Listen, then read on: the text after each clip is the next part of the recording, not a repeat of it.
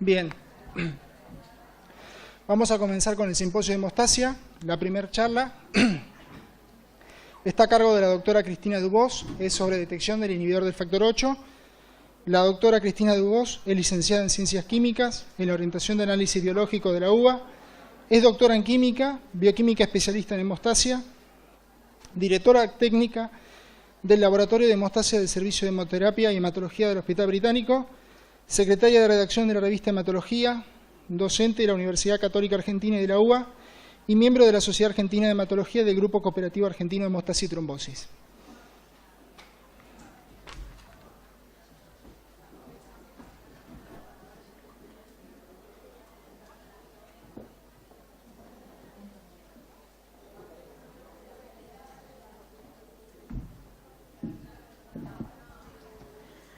Bueno, buenos días a todos. Muchas gracias a la Comisión Directiva de Corevio y a Claudio, que rotó con nosotros, por invitarme a dar esta charla.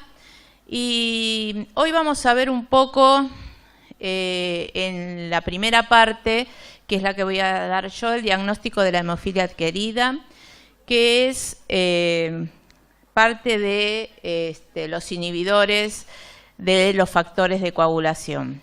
Yo voy a dar una pequeña introducción para ponerlos en tema, que realmente va a ser corta, y después sí vamos a ir viendo punto a punto cómo se llega al diagnóstico de esta patología, que como vamos a ver es muy de prevalencia muy baja, pero de alta mortalidad, y que por nuestra experiencia, tanto nosotros como Marta, muchas veces recibimos los pacientes luego de que están girando por todo Buenos Aires y no reciben diagnóstico. Podemos ver que los inhibidores son inmunoglobulinas o sustancias endógenas que interfieren en los ensayos de coagulación. Los podemos dividir en dos grandes grupos, en específicos y no específicos, y dentro de los específicos, aquellos que neutralizan al factor, o sea, neutralizan la actividad, y como vamos a ver en la diapositiva siguiente, tenemos neutralizantes descriptos de fibrinógeno, de protrombina, de factor 5, de 8, de 9, de 11, de von Willebrand y de 13. Sin embargo, uno de los más frecuentes dentro de la baja prevalencia es el inhibidor de factor 8 y después el inhibidor de factor 5. Estos que llamamos inhibidores neutralizantes son aquellos que disminuyen la actividad procoagulante del factor, ¿sí? Es decir, son inmunoglobulinas que se pegan al factor e impiden que bloqueando el sitio activo, digamos. Los no neutralizantes, en cambio, son aquellos que lo que hacen es que el factor se depure o tenga un clearance mucho más rápido y disminuye así la concentración de factor, pero ese poco factor es funcional. Y después tenemos los no específicos, que no voy a entrar en detalle porque después es la segunda parte de la charla. Entonces, lo que llamamos inhibidores adquiridos de la coagulación son anticuerpos que se unen a los factores de coagulación, como dijimos, neutralizante su actividad. Dentro de los neutralizantes tenemos que diferenciar dos tipos, los aloanticuerpos y los autoanticuerpos. El aloanticuerpo es un anticuerpo que aparece habitualmente en un paciente hemofílico, por ejemplo. El paciente hemofílico, como ustedes saben, es el paciente que tiene un déficit de factor 8. Entonces, ¿qué es lo que ocurre? Ese paciente, cuando recibe tratamiento para su enfermedad, cuando uno quiere levantar los niveles de factor 8, como el sistema inmune reconoce como no propio ese factor 8 porque nunca lo tiene, desarrolla anticuerpos. Ese es un tipo de anticuerpo, ¿sí? Y que aparece en los pacientes y que muchas veces hemofílicos y que muchas veces son de mal pronóstico. Pero tenemos los autoanticuerpos, que son inhibidores que se desarrollan espontáneamente en pacientes con niveles de factores normales previos. La aparición de estos anticuerpos tiene una alta mortalidad por lo general y es, como les dije antes, de baja prevalencia. Entonces, acá tenemos un resumen de los tipos de autoanticuerpos contra los factores, ¿sí? y en general las condiciones asociadas. Lo que van a encontrar en literaturas son reviews con case report de estos factores. Es difícil encontrar series de grandes casos, excepto para el inhibidor de 8. En general, uno de los más comunes, además del factor 8, es el autoanticuerpo contra el 5. Aproximadamente hay 150 casos reportados en la literatura. Suele aparecer a cualquier edad, asociado a la exposición o presencia de un factor de riesgo.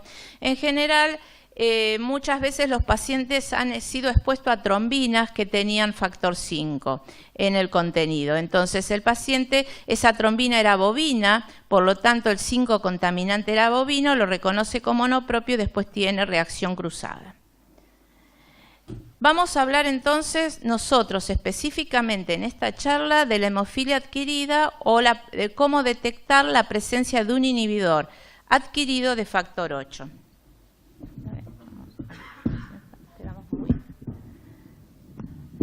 Es uno de los desórdenes hemorragíparos causados por la presencia de este anticuerpo.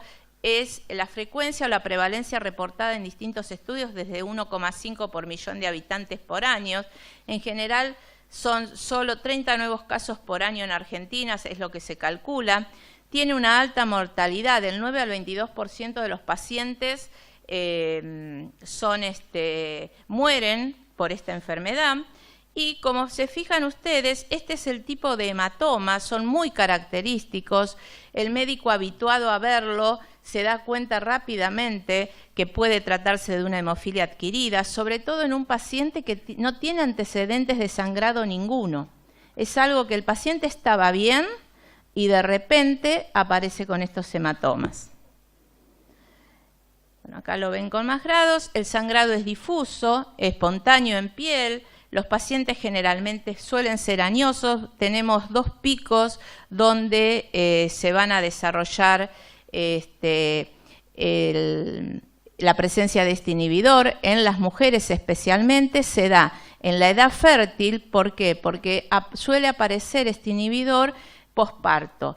Posparto reciente, o también hay algunos reportes como pospartos lejanos de hasta 9 veces posparto.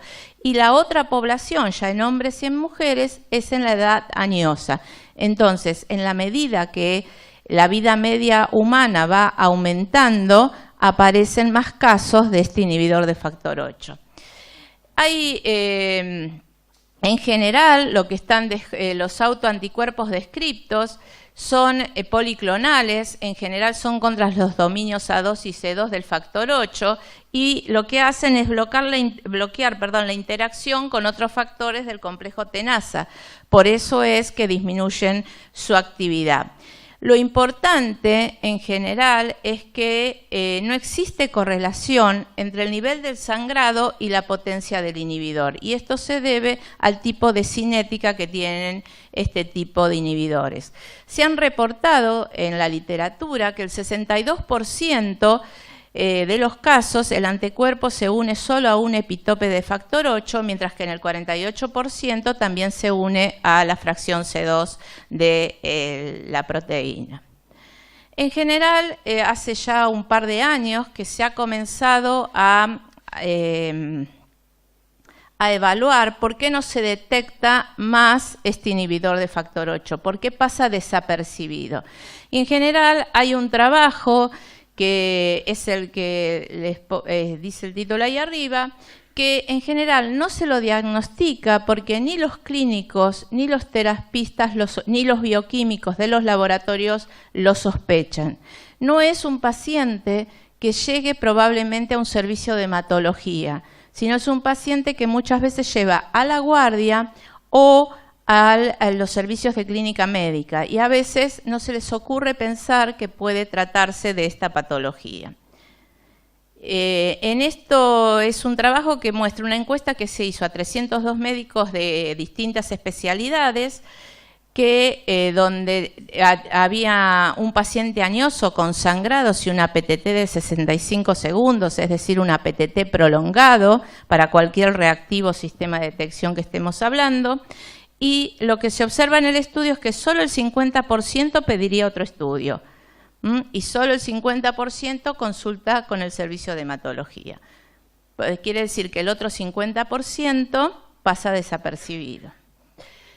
Tenemos que tener claro que existe una diferencia clara entre lo que es la hemofilia, el inhibidor de factor 8 asociado a hemofilia y la hemofilia adquirida. O sea, son tres entidades completamente diferentes. En cuanto a la incidencia, fíjense, la hemofilia predominantemente en varones es 1 en 5.000. Aproximadamente el 20% de estos varones hemofílicos van a desarrollar un inhibidor de factor 8 cuando reciban tratamiento y en cambio la hemofilia adquirida es la frecuencia 1 por millón de habitantes. La causa, acá tenemos, en el caso de la hemofilia A, como saben ustedes, una alteración cromosómica. En el caso del inhibidor del factor 8 es un aloanticuerpo, en el caso de la hemofilia adquirida un autoanticuerpo. El sexo predominante en la hemofilia A es hombres, aunque ahora se está reviendo la posibilidad de hablar de mujeres hemofílicas cuando tengo déficit leves de factores. El inhibidor de factor 8, por supuesto, también es hombres, pero en la hemofilia adquirida en el 50% de los casos son mujeres. El sangrado es hemartrosis fundamentalmente, también mucosos. En cambio, cuando tengo el inhibidor, más o menos musculares, mucosos, cutáneos, pero en la hemofilia adquirida es un sangrado severo en el 90% de los casos, es cutáneo mucoso predominantemente y sobre todo aparece espontáneamente en alguien que no tiene previamente una historia de sangrado. El diagnóstico de la hemofilia en general es rápido porque suele tener historia familiar. Acá, en el caso de diagnosticar un inhibidor de factor 8 en pacientes hemofílicos, también es rápido porque se lo controla. Cuando uno trata al paciente hemofílico, se busca en el control que no desarrolle ese inhibidor. En cambio, en la hemofilia adquirida suele ser tardía por la escasa sospecha. Acá en el laboratorio lo que tenemos es un nivel de factor 8 menor que 1% para la hemofilia severa, en el caso del inhibidor de hemofilia, los títulos de unidades Bethesda en general es mayor que 5 y suele definir el tratamiento.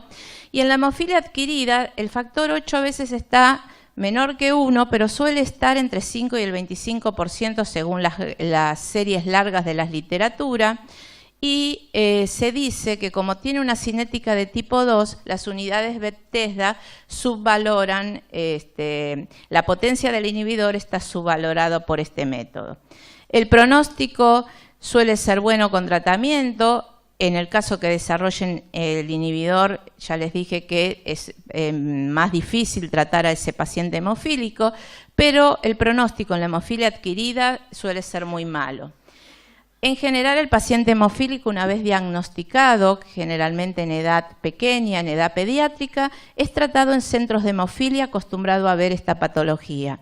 En el caso de la hemofilia adquirida, como les dije, no, suele aparecer en distintos tipos, en UTI, en clínica médica o en gerontología. Hay gran experiencia en lo que es toda la hemofilia. Ustedes ponen hemofilia en PubMed y aparecen numerosos trabajos y hay pocos casos reportados en cuanto a que es hemofilia adquirida. El tratamiento en general de la hemofilia adquirida, voy a hablar dos palabras, es primero controlar el sangrado, el tratamiento de la urgencia y después hacer un tratamiento inmunosupresor para controlar la presencia del inhibidor. En general, la trombosis en el tratamiento de estos pacientes en los hemofílicos suelen ser raros porque no se lleva a altos niveles de factores, pero en el caso de la hemofilia adquirida, a veces el tipo de tratamiento que se le da al paciente puede ocasionar trombosis. Estos son los estudios más importantes con mayor número de pacientes, alrededor de 200. Este es el más importante de todos, que es un europeo, que se hizo en el año 2012. Y, como ven, la edad es añoso, ¿sí? El sexo masculino y el femenino están más o menos repartidos por igual. En el caso de la causa, el 50% es idiopático, el resto es cáncer en las series, fíjense que más o menos 18, 15, enfermedad autoinmune, es decir, asociada a enfermedades autoinmunes, también es un porcentaje importante. En embarazo, alrededor del 7% podemos decir, esta es la única serie que reporta una incidencia muy alta. En medicamentos, un 5% y en algunas series no fue evaluado. Las manifestaciones clínicas, entonces,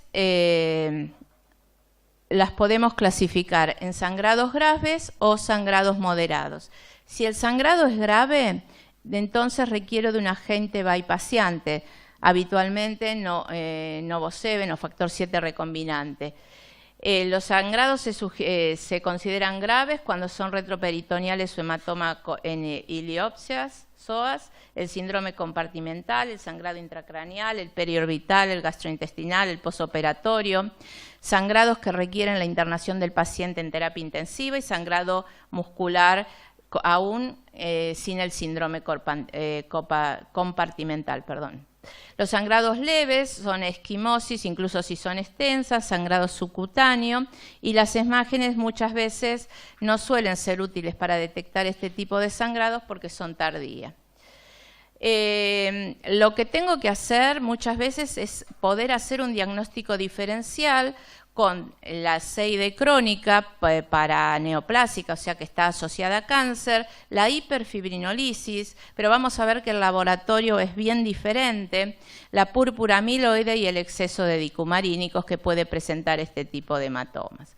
En cuanto a la experiencia argentina, el doctor Cerezeto, es el hematólogo que trabaja en el Hospital Británico que hace hemostasia, hizo recién una revisión de todo lo que se había publicado en los distintos congresos argentinos de hemostasia y trombosis y de la Sociedad de Hematología, porque no hay, por supuesto, registro argentino de hemofilia adquirida.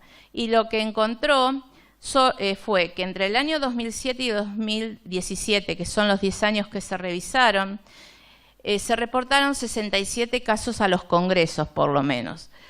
Se supone que, de acuerdo al número de población que tenemos, deberíamos tener en el país unos 350 casos. Los centros que reportaron fueron de todo el país. Casi todos fueron series cortas, de 4 a 9 pacientes. En casos aislados, solo una serie larga de la Academia Nacional de Medicina, que reportó 27 pacientes. El promedio de edad para estos reportes argentinos fue de 50 años, con un rango que va de 7 a 86. Es un poquito menor que el promedio mundial, pero estamos ahí. Las enfermedades relacionadas en esos casos reportados, 39% fueron idiopáticas, 12 cáncer, embarazo 7, colagenopatía 7. La mortalidad fue del 15%, pero hay series que reporta el 100% de muerte y otra el 0%. Los niveles de factor 8 en los distintos casos que están reportados va desde 1 o menor que 1 al 25%. Y la potencia del inhibidor de 10 a 180 unidades beta por mililitro. Es decir, es bien heterogéneo. O sea, uno puede encontrar diferentes niveles de factor. Bueno, hasta acá el resumen de lo que es la patología y la presentación. Ahora, a través de un caso, vamos a ver cómo haríamos el diagnóstico de esta patología. Entonces, tenemos en nuestro laboratorio,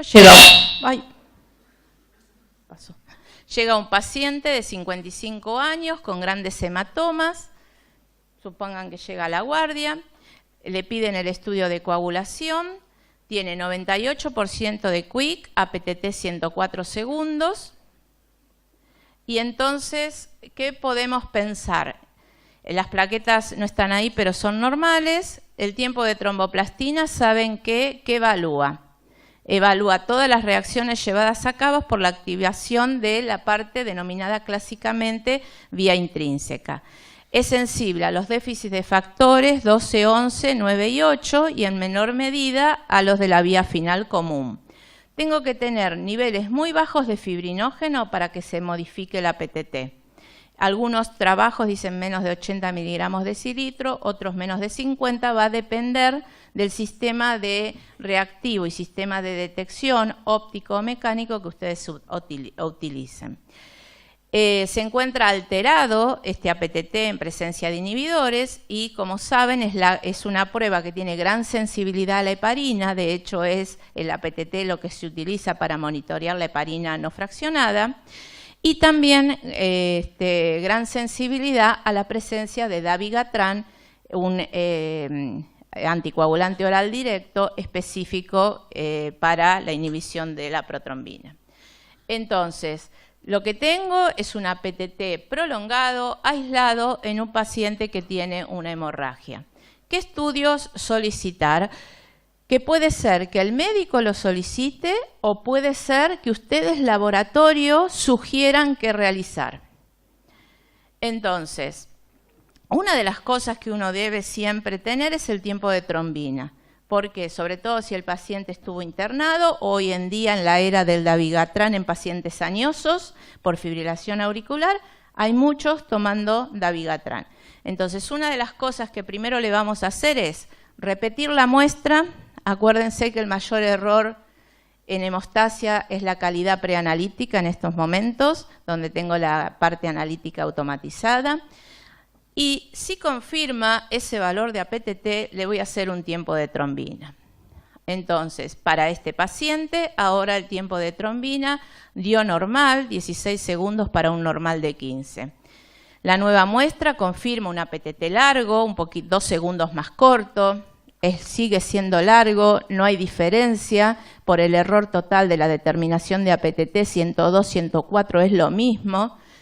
El tiempo de trombina normal, ¿qué nos está diciendo? Que la muestra no tiene heparina, la muestra no tiene dabigatran, ¿sí? Entonces, ¿qué tengo que preguntarme antes de validar esto? Los antecedentes del paciente. ¿Es un paciente que tuvo historia de sangrado? ¿Alguna vez su hemostasia fue desafiada?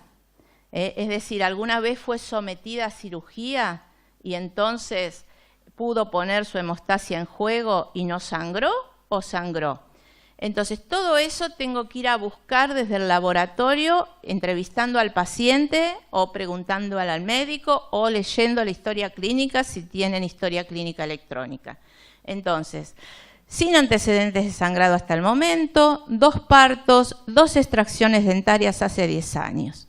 ¿Cuáles son las opciones diagnósticas para esta persona que históricamente, incluso en mi mismo sistema de LIS, si era un paciente de mi hospital, lo puedo tener y tenía una APTT normal y ahora apareció con este valor de APTT? No tiene heparina, no tiene dabigatran, es algo intrínseco del paciente, ¿sí? ¿Qué tengo que hacer? ¿Qué tengo que pensar? ¿Un déficit de factores o la presencia de un inhibidor? Entonces, una vez que confirmé el APTT prolongado y excluí las heparinas, ¿qué estudios solicito ahora? ¿Qué se les ocurre a ustedes? Las correcciones. Las correcciones, al decir de nuestros médicos jóvenes residentes, muchos laboratorios no las hacen y sin embargo yo muchas veces cuando rotan les insisto que es algo que deben pedir porque el laboratorio lo puede hacer. O sea, la corrección aporta mucha información, ¿sí? A veces no concluyente, como les va a explicar Marta, para el caso de inhibidor lúpico, pero sí aporta mucha información. Y es algo que como laboratorio podemos hacer, es mezclar el plasma del paciente con un volumen igual de plasma normal o un pool de normales, incluso hasta si no tienen pocos normales, un calibrador, y ver si haciendo un tiempo de protrombina en esa mezcla o una APTT en esa mezcla, la prueba corrige o no corrige. Es muy importante porque si corrige le está diciendo al médico, si vos lo transfundís con plasma y le aportás los factores de que le falta, ese paciente tiene una hemostasia normal. Entonces ese paciente puede subir a una cirugía, por ejemplo. En cambio, si no corrige, ojo, porque aunque le pases plasma, igual va a tener problemas. Es simple de hacer y nos aporta información. ¿Cuál es la muestra que tengo que hacer, la mezcla, perdón, que tengo que hacer plasma un volumen del paciente, un volumen del normal en forma inmediata. ¿Y qué tengo que hacer? ¿Cómo lo voy a evaluar? Haciendo esta cuenta, el valor en segundos de la mezcla menos el valor del normal dividido el paciente por 100. Cada laboratorio debe establecer su punto de corte de acuerdo a su sistema de detección y a su reactivo. En general 11%, 12%, 13%, están en ese rango, ¿sí? Si el ICA es menos de 12 o 13, si ese es el valor de corte para el laboratorio, quiere decir que el paciente lo que tiene es un déficit de factores. Si el ICA es mayor que 11 o 12, quiere decir que no corrige. Y en el caso que no corrija, entonces puedo tener todas estas opciones. Ser un inhibidor lúpico, ser un inhibidor específico de factor, un inhibidor de interferencia y heparina o dabigatran. Pero esto ya lo descarté porque el tiempo de trombina era normal. ¿Se acuerdan? Que primero pedimos el tiempo de trombina y era normal. ¿Qué es lo que pasa acá? Que priva un poco la clínica del paciente. Ustedes saben que el inhibidor lúpico no da, a pesar de que in vitro, como les va a explicar Marta, prolonga la PTT, no da clínica de sangrado, sino de trombosis. El paciente que tenemos es con una hemorragia. Entonces,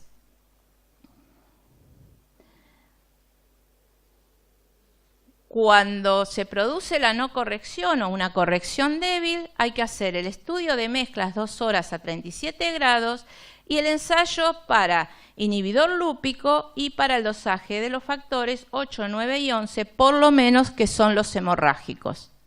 El factor 12, recuerden, prolonga la PTT, pero no tiene manifestaciones hemorrágicas. Y estamos en presencia de un paciente que sangra. ¿Sí? ¿Me siguen? Entonces, ¿qué hago ahora? Acá están los valores de la PTT de la mezcla con un pool normal de 32 segundos, dio 85, 85 menos 32 dividido 104 por 100 da 51%. Claramente no corrige. Entonces, acá es el momento donde el laboratorio tiene que pensar, tiene que darse cuenta que sumando el antecedente clínico y los valores de laboratorio, puede tratarse de ser un inhibidor de 8. Máxime si, por ejemplo, saben que es una persona que tuvo un parto 48 horas antes o 20 días antes, o es una persona añosa sin antecedentes. Pero se nos tiene que ocurrir. Si no se nos ocurre, pasa desapercibido y sigue. ¿Está? Entonces, lo que voy a hacer es investigar la temperatura y dependencia, que es una característica de los inhibidores de factor, dosar los factores y buscar el inhibidor lúpico.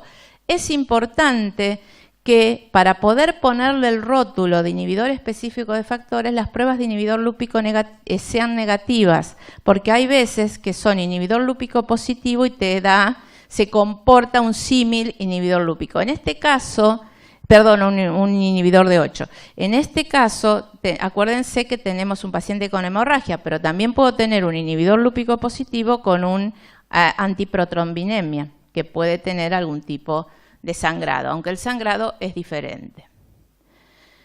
¿Qué quiero decir cuando digo efecto tiempo y temperatura de incubación sobre la PTT? Si yo coloco el plasma normal, un plasma normal con plasma del paciente deficitario en factor 8, el plasma del normal con el paciente con inhibidor débil, un plasma normal con inhibidor moderado y con inhibidor fuerte.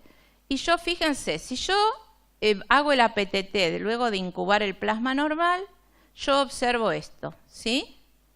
Yo esta prueba, ¿cómo la hago? Agarro el plasma del paciente, un volumen, mezclo con un volumen del normal y lo pongo a 37 grados durante 2 horas. Y después le vuelvo a hacer el APTT, ¿sí? ¿Se entiende cómo es la prueba? Importante que el baño esté bien regulado, que los culotes estén sumergidos en el agua y que los tubos estén tapados, para que no se evapore. Entonces, ¿Qué es lo que va a pasar si yo pongo un baño un plasma normal en baño a 37 grados durante 2 horas? ¿Qué pasa? El factor 5 y el 8 pierden actividad porque son lábiles. Entonces va a ir bajando y se va a alargar el APTT. Si yo mezclé con un deficitario de 8, se va a comportar de esta manera, pero si yo lo mezclo con la presencia de un inhibidor, a medida que pasa el tiempo, se va a ir prolongando más ese APTT. O sea, cada vez voy a darle más chance a que ese inhibidor inhiba más factor 8, por lo tanto voy a tener menor concentración de 8 y por lo tanto el APTT va a estar prolongado. Entonces, ¿qué es lo que se hace? Plasma del paciente, plasma normal y la mezcla. Y después de incubar 2 horas a 37 grados, o sea, esto está todo en el baño, cuando termina la incubación hago una mezcla que llamo mezcla inmediata, que es con estos dos a 37 grados los mezclo en volúmenes iguales para tener un control. En este caso de nuestro paciente, el APTT del paciente 104, el APTT normal 40, incubado da 61, APTT inmediato 48. Hacen las cuentas y cuando veo que tengo más de 10% de diferencia entre la mezcla incubada y la mezcla inmediata, es decir, acá, entre esto incubado y esto, ¿sí?, sin incubar, la diferencia entre la APTT del plasma normal y la mezcla incubada da más de 10 segundos, o a veces, hoy en día, la tendencia es utilizar valores de corte propios para la mezcla, o sea, uno debería mezclar el paciente más pacientes normales, pool normales, incubar a 2 horas y hacer por lo menos 30 o 50 determinaciones y ver cuál es el valor de corte. Entonces, con cualquiera de esas 3 maneras, está descrito en la literatura, evalúa si el resultado es positivo o no. Acá, como ven, el resultado es positivo. Quiere decir que este paciente tiene algo que es temperatura y tiempo dependiente. Bueno, después dijimos que otra de las cosas que teníamos que hacer era dosar los factores de la vía intrínseca. Uno de los factores lo puede dosar por el método coagulable en una etapa, en 2 etapas o el cromogénico. El que se utiliza habitualmente es el coagulable en una etapa, coloco reactivo de APTT, plasma deficiente del factor y la dilución del plasma calibrador o del paciente y se coagula con cloruro de calcio. Este es más o menos el tipo de curva. Hoy en día se sugiere que la determinación de factor 8 coagulable hay que hacerla en 3 diluciones para aumentar la precisión del ensayo. Es un ensayo que tiene mucho error, hablamos de un error total de 20% o más, o sea que es un ensayo que tiene mucho error. La manera de bajar ese error es haciendo diluciones seriadas y medir el factor 8 y después sacar el promedio. Entonces, ¿qué puede pasar? Vieron que cuando ustedes, para dosar los factores, utilizan un plasma deficitario en el factor que quieren dosar. Pero ¿qué pasa? Cuando yo tengo que dosar el factor 9, mi plasma deficitario va a tener todos los factores menos el 9. ¿Pero qué va a tener? Va a tener factor 8. ¿Está bien? Si en el caso de algunos inhibidores que son muy potentes, ese inhibidor presente en el paciente inhibe el factor 8 del reactivo plasma deficitario en 9. ¿Se entiende? ¿Sí? Entonces, en este caso, por ejemplo, ¿qué pasa con el nivel aparente de los 4 factores cuando tengo un factor 8, un inhibidor de factor 8 de más de 10 unidades? La dilución 1 en 5, que es la que se usa, o la 1 en 10 de acuerdo a cada reactivo, ven, da 1% de 8, pero de 9 me da 28%, de 11, 21 y de 12, 39. Entonces, llama la atención, porque ¿qué le pasa? ¿Tiene todos los factores bajos? ¿O el 8 muy bajo, pero el resto de los factores también bajos? Una cosa así la podría llegar a dar una CID, por ejemplo, que tiene un consumo y que parta de un 8 muy bajo, pero es raro, me tiene que llamar la atención. Entonces, si empiezo a diluir, veo que el 8 sigue estando bajo, pero los otros factores comienzan a subir su nivel. ¿Por qué? Porque en la medida que yo diluyo el plasma del paciente que tiene mucho factor 8, mucho inhibidor de factor 8, me queda factor 8 para poder hacer el dosaje de 9, el dosaje de 11 y el dosaje de 12. Por lo tanto, esto se suele ver en pacientes que tienen inhibidores bastante potentes. En el caso de que tenga un inhibidor lúpico positivo, también a veces puede pasar, no todos los inhibidores lúpicos se comportan igual, pero puede pasar que todos los factores se vean afectados, pero todos van subiendo en la medida que diluyo el inhibidor lúpico en forma medianamente paralela, o sea, en forma similar. Acá tengo bien que el factor 8 sigue estando muy bajo a pesar de la dilución. Entonces, hicimos la temperatura, era un paciente que tenía temperatura y tiempo de dependencia de la incubación a 37 grados por 2 horas, que tiene un factor 8 bajo con el resto de los factores normales, y me falta, para terminar el diagnóstico, que el inhibidor lúpico sea como negativo.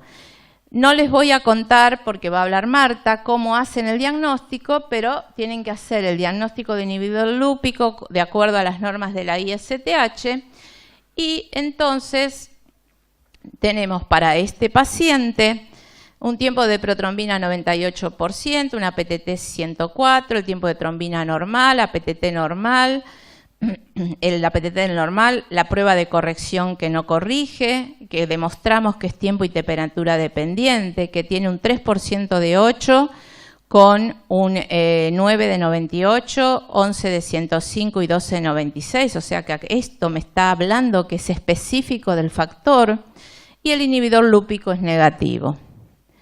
Entonces, acá se terminó el diagnóstico. El diagnóstico del paciente de la patología es: este paciente sangra porque tiene un inhibidor específico de factor 8. ¿Está bien? Esto es lo importante y esto es lo que le salva la vida al paciente. Hacer este diagnóstico, llegar hasta este punto. Después, si uno quiere, si el laboratorio puede hacer, investigar la potencia del inhibidor. ¿Sí? Acuérdense que el nivel de potencia del inhibidor no correlaciona con el nivel de sangrado. Hay descritos inhibidores de baja potencia que sangran mucho y otros de más potencia más alta que no sangran tanto. Entonces, ¿para qué sirve determinar la potencia del inhibidor en la hemofilia adquirida? Para controlar el tratamiento posterior. Pero acá, con este diagnóstico, si el sangrado es de los que clasificamos como grave, ya se le va a dar tratamiento bypassiante al paciente. ¿Está? Y después van a tratar de erradicar el inhibidor haciendo inmunosupresión. Cuando comienza la inmunosupresión, entonces ahí sí es útil seguirlo con la potencia del inhibidor. ¿Alguna pregunta hasta acá? ¿Me siguen? Bueno. Entonces, ¿cómo vamos a hacer para investigar la potencia del inhibidor? Existen clásicamente dos métodos y 1000 modificaciones de estos métodos, que los usan la gente que trabaja en los centros de hemofilia para tratar de ver cómo pueden evaluar mejor a esos pacientes tratados con factor 8, cómo pueden ver más precozmente y detectar con mayor precisión. Hablamos de un método que es muy erróneo, que tiene mucho error, con mayor precisión la potencia de esos inhibidores. No es el caso de la hemofilia adquirida. Pero el método Bethesda es el concepto y es el mismo que el método Nijmegen, o sea, el fundamento de los métodos es el mismo. Lo que cambia es la fuente de factor 8 que ofrezco, y probablemente si uso un buffer menos taponado, más taponado, diferentes pequeñas modificaciones. Pero el concepto que lo vamos a ver acá es, yo voy a mezclar al paciente con voy a hacer una mezcla del pool del paciente con el pool normal, y voy a tener una mezcla control. Esta mezcla control la voy a hacer con el normal y para poder ver el efecto de la dilución voy a usar Buffer Owen. Lo voy a incubar a 37 grados 2 horas y voy a hacer el dosaje de factor 8. Después, con ese dosaje de factor 8, con el método coagulable, como hicimos bien, con 3 diluciones, voy a calcular el factor 8 residual y las unidades Bethesda. En el caso del método Nijmegen, acá lo que utiliza en lugar de buffer para darle una matriz más parecida a la del paciente, plasma deficitario en 8. Poquito caro, porque como vamos a ver, hay que hacer muchas diluciones, es un poco caro. Bueno, y después utiliza el plasma normal regulado a pH 7,4, en lugar de ser un plasma normal, un pool de plasmas normales hecho habitualmente. Lo que se grafica es el factor 8 residual en función de la unidad Bethesda. Por definición, que apreté mal acá. Por definición, el 50% cuando tengo el 50% de 8 residual, se corresponde a una unidad Bethesda. Entonces, yo hago la mezcla control era 42, el plasma del paciente mezclado con el normal me da, cuando le doso el factor 8, 4,8. Entonces, tenía casi nada. El 8 residual es 4,8 dividido 42, que es el valor del 8 de la mezcla control, por 100, alrededor de 11,43.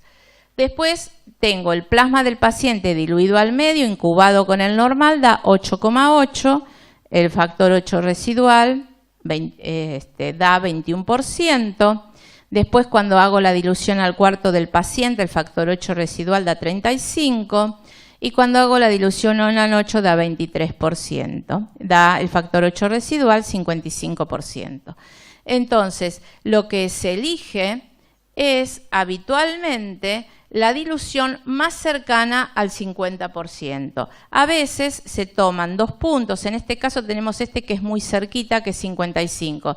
Pero si tienen, por ejemplo, 33 y 60 o 65, se toma la unidad Bethesda de 35, de 67 y después se hace un promedio. La potencia entonces, si yo entro al gráfico por 55%, es 0,9. Como al paciente para obtener este factor 8 de alrededor del 50% lo tuve que diluir 8 veces, debo multiplicar por 8, la potencia de este inhibidor es 7,2 unidades Bethesda por mililitro.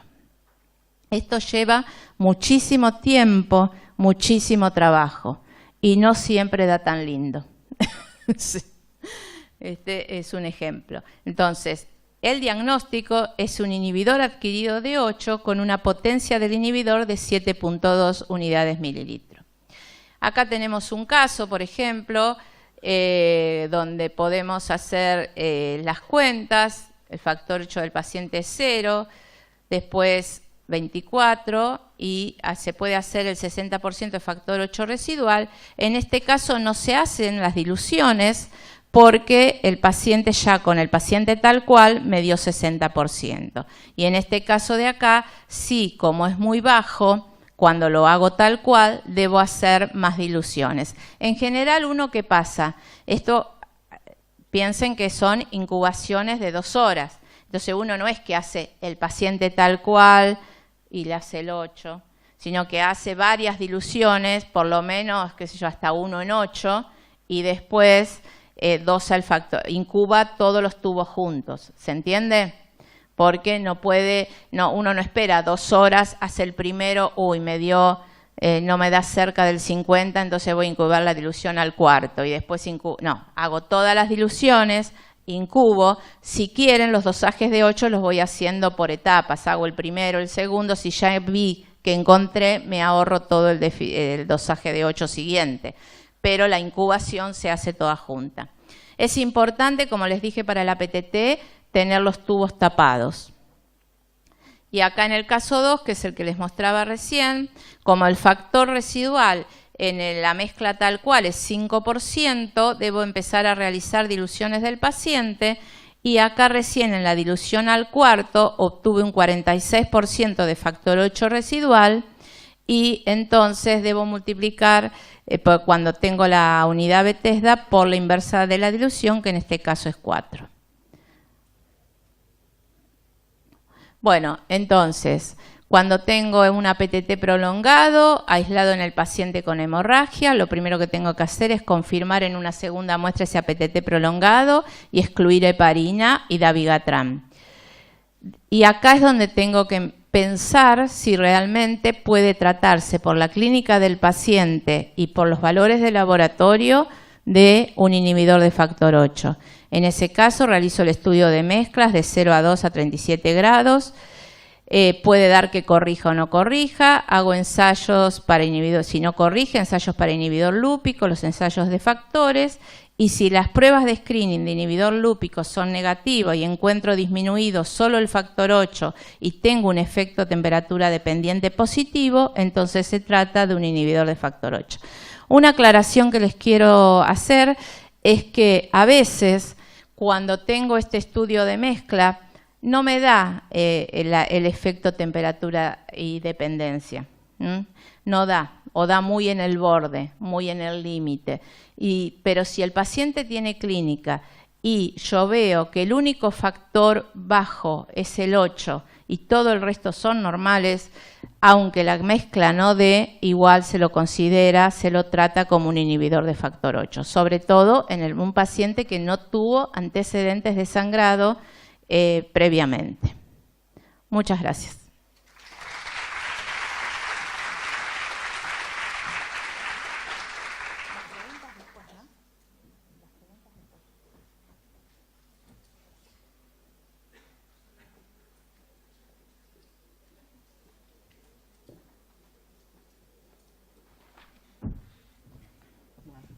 Muchas gracias, Cristina. Vamos a continuar el simposio con una charla sobre el laboratorio de hemostasia en el estudio anticoagulante lúpico a cargo de la doctora Marta Martinuso. La doctora es bioquímica, doctora en ciencias fisiológicas de la UBA, bioquímica especialista en el área de hematología en la orientación de hemostasia. Es actualmente bioquímica del laboratorio de hemostasia y trombosis del Hospital Italiano. También es docente de grado en la Universidad Favaloro, en el Instituto Universitario del Hospital Italiano, docente de cursos en la Asociación Bioquímica Argentina, y también es miembro de la Sociedad Argentina de Hematología del Grupo Cooperativo Argentino de Hemostasia y Trombosis.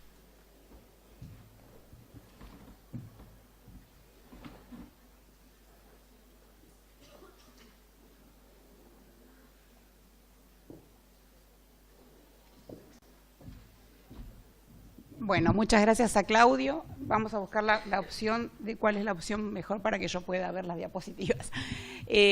A Claudio, a toda la Comisión de Residentes Bioquímicos, a todos los residentes, a los nuestros, a los propios y a los ajenos y a los que conozco porque pasan por nuestro laboratorio.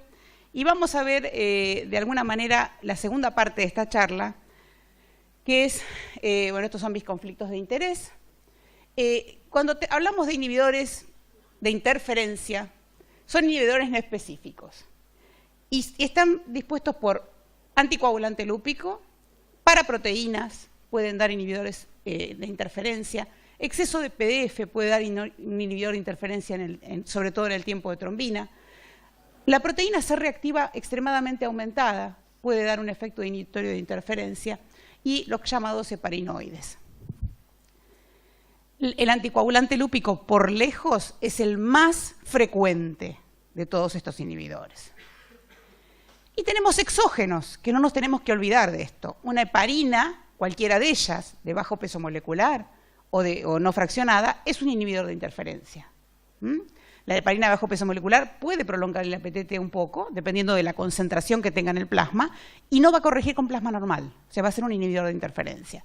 Y las drogas anticoagulantes directas, los antitrombínicos como el dabigatran o los anti-10A como rivaroxaban y apixaban, pueden prolongar las pruebas de coagulación y no corregir con plasma normal, por lo tanto producir una interferencia en los estudios de coagulación. En cuanto a las paraproteínas, se pueden dar en el contexto de un mieloma múltiple, de las macroglobulinemia de Waldenström y en algunos casos de proteínas monoclonales de significado incierto. ¿Qué es lo que vemos en estos casos?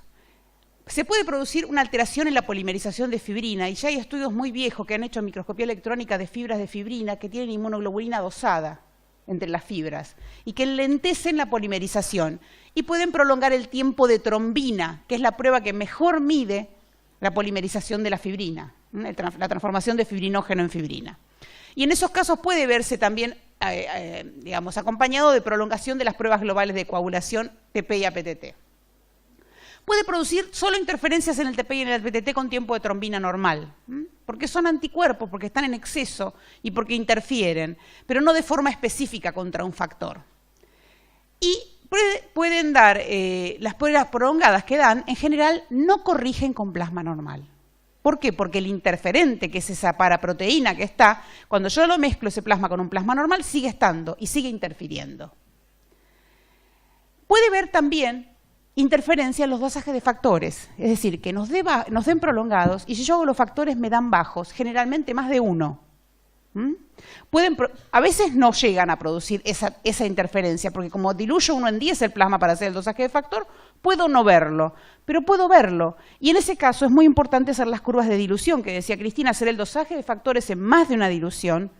Como podemos ver aquí, un dosaje de factor 9, que al aumentar la dilución, esta es la curva normal, al aumentar la dilución, el tiempo que toma para hacer el dosaje del factor en segundos es prácticamente el mismo. Y eso significa que yo cuando vaya multiplicando, fíjense, aumenta muy poquito, y cuando yo vaya multiplicando el valor primario que me da el dosaje por la dilución, en realidad el factor está aumentando. ¿Por qué? Porque estaba abajo, porque algo está interfiriendo en su dosaje, no porque no estuviera presente. En cuanto a las pruebas de anticoagulante lúpico, que ya vamos a ver después, estas paraproteínas pueden prolongarlas a veces y pueden acortar con fosfolípidos concentrados y darnos un anticoagulante lúpico positivo en el contexto de un paciente que no tiene unas características de síndrome, no tuvo trombosis, no tuvo abortos, tiene un mieloma, pero nos da un anticoagulante lúpico positivo secundario a esa patología porque parte de esos anticuerpos tienen actividad, por ejemplo, contra anti-beta 2 o contra antiprotrombina, contra protrombina. Y pueden no acortar con fosfolípidos concentrados y en ese caso lo llamamos simplemente inhibidores de interferencia, no anticoagulante lúpico. En cuanto al diagnóstico de anticoagulante lúpico en el contexto del síndrome antifosfolípido, el síndrome antifosfolípido es un síndrome clínico y laboratorio. Necesita las dos patas. Tiene las manifestaciones clínicas del síndrome antifosfolípido que son muy conocidas, trombosis arteriales o venosas, en cualquiera de los dos territorios, incluso de la microcirculación, pueden tener también complicaciones obstétricas. La más importante es la pérdida fetal o el retardo del crecimiento fetal, o el parto prematuro por un chico por alteraciones placentarias. Y abortos recurrentes sin otra causa genética comprobada. Se asocian a las pruebas de laboratorio. ¿Y cuáles son las pruebas de laboratorio? La detección de anticoagulante lúpico, la detección de anticuerpos anticardiolipina, IgG o IgM, y anti-beta 2, IgG o IgM. El anticoagulante lúpico es uno de los criterios y es muy importante. Hay algunos trabajos que hablan de la importancia en cuanto al riesgo trombótico, que es el que mayor riesgo trombótico tendría de los tres. Y tenemos que hacerlo y comprobarlo en 2 muestras separadas al menos por 12 semanas para ver la persistencia, que esto no fue transitorio. Ahora bien, el anticoagulante lúpico entonces es autoanticuerpos, generalmente contra protrombina o beta 2, que prolongan las pruebas de coagulación dependientes de fosfolípidos. ¿Y cómo hace esto? Perdonen, a ver si así estamos mejor porque me siento que hablo y... Bueno. Estos anticuerpos al unirse a proteínas disminuyen la disponibilidad de fosfolípidos para las reacciones. Y vamos a ver este grafiquito, en donde vemos que para el complejo protrombinasa, en donde el factor 2 se transforma en trombina, necesitamos que el factor 5 se una a los fosfolípidos aniónicos, no por dominios GLA, sino por otras zonas de la molécula, que el factor 10 activado se une a través de los dominios GLA o gamma carboxiglutámicos a fosfolípidos aniónicos, y el factor 2 también lo haga, para tener un complejo que sea eficiente para transformar la protrombina en trombina. ¿Qué ocurre cuando hay anticuerpos, anti-beta 2 o antiprotrombina? En el caso de los anti-beta, los fosfolípidos aniónicos hacen que la beta 2, que habitualmente circula como un rulito, se despliegue y se transforme en un anzuelo, porque pegan el dominio 5 de la molécula y liberan el dominio A1, que es generalmente hacia donde están dirigidos los anticuerpos en los síndromes antifosfolípidos. Y generan esto, la dimerización de 2 moléculas de beta 2 por el anticuerpo, y entonces los fosfolípidos que tendrían que estar disponibles in vitro para hacer la reacción de coagulación, porque puse pocos fosfolípidos en el ensayo, no los puedo usar. Lo mismo pasa con los anticuerpos antiprotrombina. La protrombina que se une a estos fosfolípidos para formar el complejo, en realidad al unirse el anticuerpo hace que se estacione ahí y no se mueva. Entonces todos sus distintos actores para formar el complejo no pueden formarlo porque estos anticuerpos están pegando la protrombina y haciendo que se una con mayor afinidad a esos fosfolípidos aniónicos. Y los fosfolípidos que necesito para que se forme este complejo eficientemente no está disponible. En el año 95 fue la primera guía que se habló del diagnóstico y se decía que tenía que prolongar las pruebas de coagulación dependiente de fosfolípidos, que tenía que no corregir en las mezclas, dando presencia de un inhibidor, que la confirmación de la naturaleza del inhibidor debería darse por fosfolípidos concentrados, que uno dijera, si yo corrijo el efecto y lo bypaseo cuando le doy más fosfolípidos, estoy en presencia de un anticoagulante lúpico, y que se debían descartar inhibidores específicos de factores. Estas guías tenían estos 4 postulados, cual si fueran los mandamientos, pero no tenían nada, absolutamente nada, de cómo hacerlo. Eso generó que hubiera muchos problemas diagnósticos. ¿Por qué? Porque hay anticuerpos que son patogénicos y no patogénicos, hay mucha heterogeneidad de los anticuerpos que producen este efecto. Hay complicaciones que forman parte de los criterios del síndrome muy frecuentes en la población general. La trombosis es una patología absolutamente prevalente, sobre todo aumenta con la edad. Las pérdidas de embarazo lo mismo. Hay aumento de la prevalencia de estos anticuerpos con la edad. No hay una sola prueba gold standard con la cual yo pueda comparar las demás. Hay que hacer una serie de pruebas, como ya vamos a ver. Hay gran variedad de reactivos utilizados y distintos tipos de instrumentos de detección y de reactivos. La combinación de los dos nos generan resultados diferentes en segundos de los tiempos de un laboratorio y otro. En el año 2009, el doctor Pengo, a partir de ensayos en un multicéntrico italiano, donde centralizaban las muestras que diagnosticaban otros, encontraban que había una gran cantidad de falsos positivos.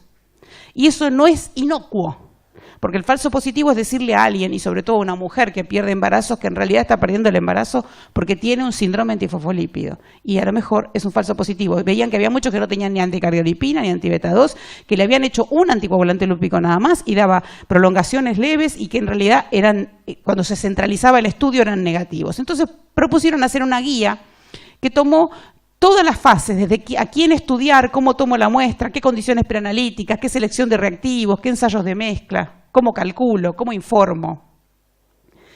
En el año 2012 también lo hizo el grupo de hematólogos británicos a través de una publicación en el British Hematology, en donde lo que hicieron fue hablar de la detección y de las características clínicas y del manejo de estos pacientes. Es bastante menos detallada en cuanto a la parte de laboratorio, pero tiene varias también disposiciones hechas, como ya vamos a ver.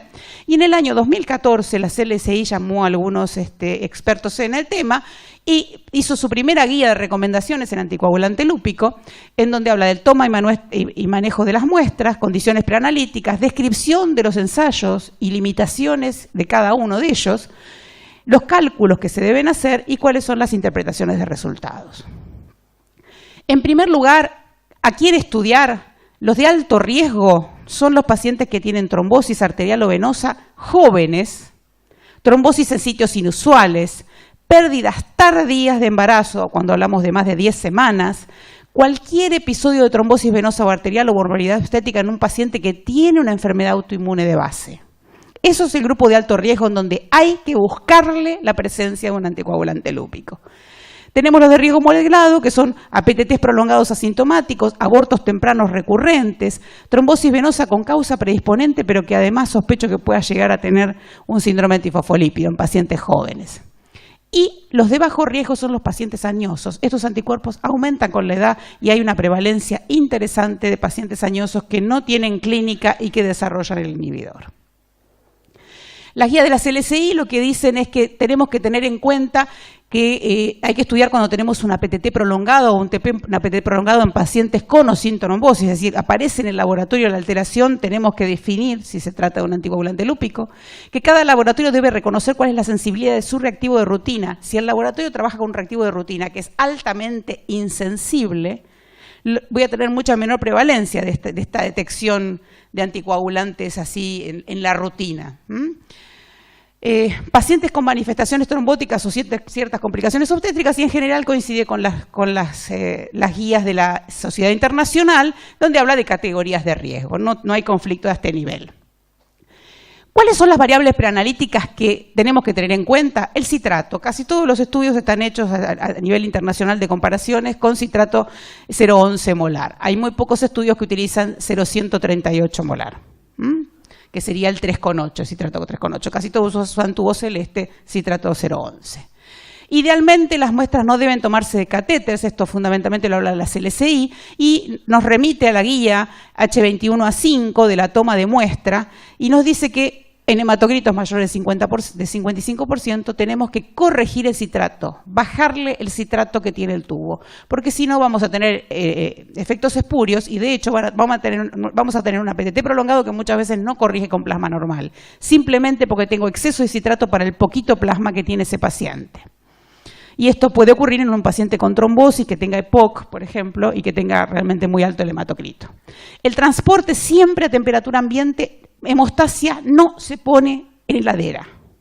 Hay activación de proteasas por frío que generan alteraciones, rompen el factor 8, rompen el factor von Willebrand, activan el factor 7, generan datos espurios, no heladera. Y en el caso del tubo neumático, dice que se puede utilizar siempre envolviendo, no mandando el tubo crudo, suelto, sino envolviéndolo para disminuir la agitación. La variable preanalítica más importante que tiene es la cantidad de plaquetas residuales del plasma. ¿Por qué? Porque las plaquetas tienen fosfolípidos. Y los fosfolípidos plaquetarios producidos, que aparte la plaqueta se puede activar durante la centrifugación, genera que esa plaqueta activada pueda exponer fosfolípidos aniónicos, y si me quedan plaquetas residuales en el plasma, tengo más chance de falsos negativos en el ensayo. Utilizan la centrifugación, pasar el plasma, volver a centrifugar y luego volver a pasar para trabajar. La CLSI dice que en esta posición, una vez que centrifugué una vez y lo separé, si tengo menor de 10.000 plaquetas, me quedo tranquilo. El límite está dado en 10.000. Y mantener el tubo tapado para evitar la disolución de dióxido de carbono en el plasma. En cuanto al congelamiento, la ISTH, la Sociedad Internacional, dice que hay que congelar rápidamente y mantener a menos 70. Las guías británicas dicen que no hay que descongelar y descongelar reiteradas veces las muestras, solamente una vez. Y las guías de la CLSI dicen que si uno separa el plasma correctamente con menor de 10.000, lo congela y lo descongela correctamente una vez, puede utilizar muestras congeladas. Pero dice que debo hacer los puntos de corte. Si yo trabajo en mi laboratorio con muestras congeladas, trabajo siempre con muestras congeladas. Y si trabajo con muestras frescas, trabajo siempre con muestras frescas, para poder comparar correctamente los resultados. ¿Qué tenemos que hacer siempre en la parte analítica? Las pruebas básicas, TP, APTT y tiempo de trombina. Como dijo Cristina, el tiempo de trombina tiene que estar, porque si el tiempo de trombina es muy prolongado, puedo tener presencia de heparina o de abigatran que me van a interferir en los estudios. Si las tres son normales, no podemos descartar un anticoagulante lúpico. Una APTT de rutina normal no de ninguna manera descarta un anticoagulante lúpico, lo tengo que buscar. El médico les puede decir, ¿por qué no? Si en total el APTT es normal, y ustedes le tienen que saber decir, si yo tengo sospecha, tengo que buscarlo con reactivos específicos, el anticoagulante lúpico, y si hay sospecha clínica, debo hacer pruebas específicas. ¿Cuáles pruebas específicas tenemos? Si consideramos esto como la vía intrínseca y esto como la vía extrínseca, in vitro, en las pruebas de laboratorio, para el diagnóstico de anticoagulante lúpico tenemos APTT sensibles, tiempo de sílica, que es un reactivo que tiene también fosfolípidos muy diluidos, y sílica, o el tiempo de coagulación con caolín. De estos dos, los más recomendados son estos. El KCT, o el tiempo de coagulación con caolín, usa plasma y una suspensión de caolín, que es un activador de carga negativa, y es muy sensible a la cantidad de plaquetas residuales, es muy variable y la verdad que ya no se recomienda. Con respecto a las pruebas que vienen de la parte de la vía extrínseca, uno puede utilizar el tiempo de tromboplastina diluido en su combinación con los resultados basales antes de diluir la tromboplastina, o bueno, este era un ensayo con 7 recombinante activado diluido. Y finalmente, las que miden la prueba o la fase final común, como es el DRBBT como principal exponente de este tipo de pruebas, pero también hay venenos de otras víboras, dentro de los cuales está el veneno de Taipan, el veneno de Textarin y el veneno de Hecarin, que han sido utilizados en el tiempo. Actualmente, las guías de la Sociedad Internacional recomiendan usar solo DRBBT y APTT, o tiempo de sílica, que es lo mismo, digamos, como pruebas de screening, ¿sí? No recomiendan utilizar las otras, porque aumentando el número de pruebas, si están poco estandarizadas, se aumenta mucho el riesgo de falsos positivos. Las guías británicas proponen el DRBBT y alguna otra prueba, en las cuales se incluye la PTT, y recomienda el tiempo de víbora de Taipan, fundamentalmente para anticoagulados con distintos anticoagulantes. En ese momento de las guías hablaban de los antivitamina K, pero hoy hay publicaciones donde los recomiendan para otros anticoagulados con otras drogas. Y la CLCI no limita el número de pruebas, dice vos hacés la prueba que quieras, pero la prueba que hagas tiene que estar validada analíticamente, tiene que estar controlada correctamente con lote y que tiene que estar verificado su comportamiento con muestras negativas y positivas. Ay, ¿qué hice? Ahí. En cuanto a la PTT, mide la vía intrínseca, como dijimos, fundamentalmente es una prueba de cinética lenta de generación de trombina. El APTT más sensible, el que recomienda la ISTH, es el que tiene sílica y desalienta el uso de caolín o ácido elágico. ¿Y por qué desalienta el ácido elágico? Porque se ha visto que tiene menor sensibilidad los reactivos comerciales y también producen menores ICAs, que eran estos índices cuando hacemos la corrección con plasma normal. Lo veo menos el inhibidor y tengo menos sensibilidad. Por eso, de los que están disponibles comercialmente. En cuanto al veneno de víbora de Russell diluido, el veneno de víbora de Russell lo que hace es activar al 10, generando 10 activado. Por lo tanto, el anticoagulante lúpico va a interferir en el complejo protrombinasa, donde actúa el 10 activado. El DRBBT no recomienda ninguna guía qué tipo de reactivo, qué tipo de veneno, porque hay distintas composiciones. Casi todos los reactivos comerciales tienen buena performance. Sí tienen que usar, obviamente, fosfolípidos diluidos. Si uno lo prepara caseramente comprando el veneno, tiene que utilizar una fuente de fosfolípidos diluida. Y el tiempo, las otras pruebas que no están recomendadas de primera línea, como el tiempo de protrombina diluido, no la recomiendan porque dice que está poco estandarizada porque uno diluye caseramente la tromboplastina y hay algún reactivo comercial pero que no está disponible en casi ningún país, salvo en Inglaterra o en Australia, y es sensible solamente con tromboplastinas recombinantes humanas. Por eso, como no pueden recomendar una clase de tromboplastina, no quieren dejar el concepto porque hay gente que puede usar una tromboplastina de conejo común y es muy insensible. Entonces no es una prueba que sirva. Y en cuanto a los venenos de víbora, el de Taipan, actúan todos activando estos tres, Textarin, Taipan y Hecarin, activan el factor 2 atrombina o ameisotrombina. ¿Y qué generan estos? El Textarin necesita fosfolípidos para hacerlo y factor 5 para hacer este pasaje, para este complejo. Actúan como si fueran factor 10-like, ¿sí? Transforman protrombina en trombina.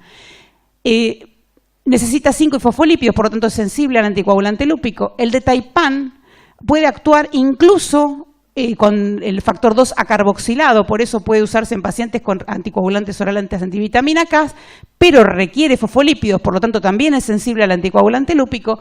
Y el de Hecarin, que no requiere nada, actúa directamente y no le importa si hay fosfolípidos o si no hay fosfolípidos. La ISTH los rechaza por falta de disponibilidad y estandarización. La guía británica acepta y recomienda el veneno de Taipan para pacientes anticoagulados. Y la CLSI las describe y las acepta siempre y cuando estén correctamente validadas analíticamente. En cuanto a las pruebas de screening, exigen que las técnicas que se utilicen tengan validación analítica completa, que reconoce que al aumentar las pruebas aumenta el riesgo de falsos positivos. Y también reconoce que a veces, debido a la complejidad del estudio, se requiere alguna prueba adicional, además de la PTT y el DRBBT, para poder llegar al diagnóstico o para tener un diagnóstico más específico. En cuanto al punto de corte, la ISTH utiliza el percentilo 99 de un estudio de 40 individuos sanos, en la guía británica el percentilo 97 y la guía de la CLSI la media más 2 desvíos estándar de al menos 40 individuos sanos estudiados. Y la CLSI dice incluso que se deben hacer en jornadas de trabajo diferentes, en 8 jornadas 5 pacientes cada vez. En un estudio multicéntrico en donde se estudiaron individuos sanos, 120 en cada centro, se vio que hay que usar percentilos más que la media más 2 veces estándar porque no tienen distribución normal y que el percentilo 95 para detectar inhibidores débiles con poca prolongación es más sensible que el 99. Y que tienen que sacar sus propios puntos de corte cada laboratorio porque aún utilizando el mismo instrumento y el mismo reactivo, en distintos laboratorios, el punto de corte hallado con 120 individuos sanos no es el mismo. Tengo que llegar a una prueba de screening larga, ¿qué tengo que hacer? Mezclarla con plasma normal para ver si corrige o no corrige. ¿Cómo lo hago? Mezclas en partes iguales de un pool de plasma normal y el plasma del paciente.